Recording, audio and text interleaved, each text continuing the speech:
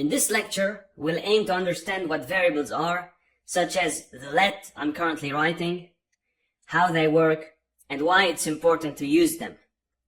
Variables play a pivotal role in TypeScript and JavaScript. They are used to declare and assign values. As you can see from the statement I've written, we'll now delve into the specific meaning of this line of code. Let is a variable here.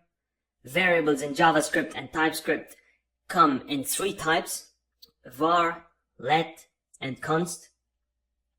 In modern TypeScript and JavaScript, var is no longer commonly used, while let and const are frequently employed. I've declared a let variable here named age, annotated it as a number, and assigned it a value. Let is the variable, age is the declaration, and 200 is the value.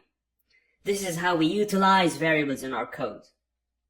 For instance, I added let equals 200, and now I want to change the value from 200 to 400. I simply enter age equals 400, and my code now has 400 assigned to it. When I run node index.js, you can see that 400 plus 100 equals 500. This demonstrates how we can reassign values to variables.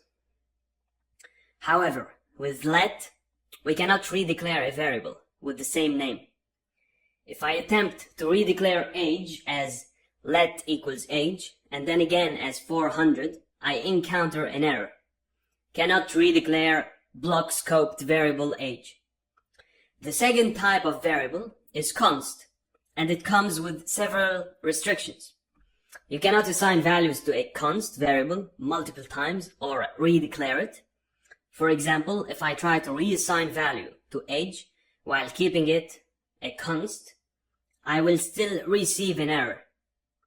To assign a different value, I need to change the variable name, so I'll change it from age to value, annotate it as a number. Okay, so the purpose of this annotation is to specify that only numerical values can be added here.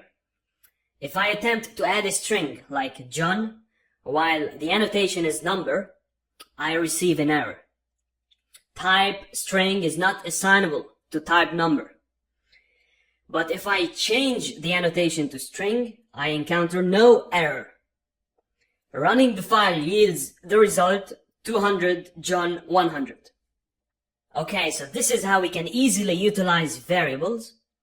In the next lecture, we'll provide an overview of all our data types one by one and discuss where they are commonly used exactly.